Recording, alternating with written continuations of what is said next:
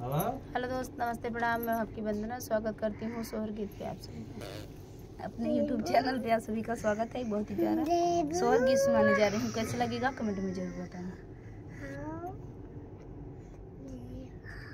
काहे के लगाया राजा बगिया, काहे के फूला वरिया, काहे के फूला वरिया हो राजा, काहे बिन लगाया मुर्गा, राजा काहे बिन ले आया मुर्गा।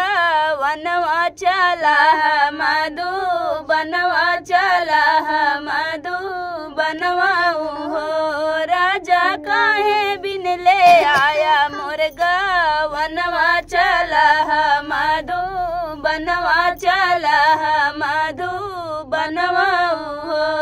देखई के लगाए रानी बगिया, फूलई के फूला वरिया, फूलई के फूला वरिया हो रानी। बेहसई के लाए तोर गवनवा चले मधु बनवा चले मधु बनवा हो रानी। बेहसई के लाए तोर गवनवा चले मधु बनवा चले मधु बनवा हो। के का तू सौपा राजा बगिया तके का फूला वरिया, तके का फूला वरिया हो राजा। के का तू सौपा मोरऊ मरिया चला मधु बनवा चला मधु बनवा हो राजा। के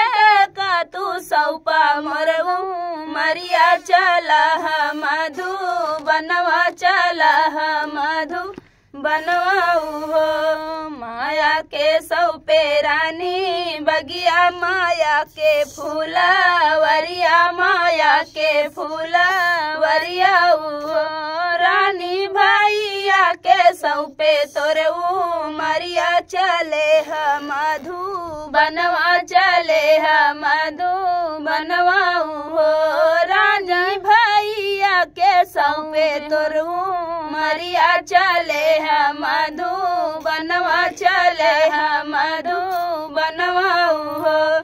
काहे के लगाया राजा बगिया, काहे के फूला वरिया, काहे के फूला वरिया हो राजा। काहे बिन ले आया मुर्गा, वनवा चला मधु बनवा चला मधु बनवा हो राजा। काहे बिन ले आया मुर्गा, वनवा चला मधु बनवा चला मधु बनवा हो। तो फ्रेंड, गीत कैसे लगा कमेंट बॉक्स में बताना। फिर मैं किसी ने गाना चाहता तो के लिए बाय बाय दोस्तों।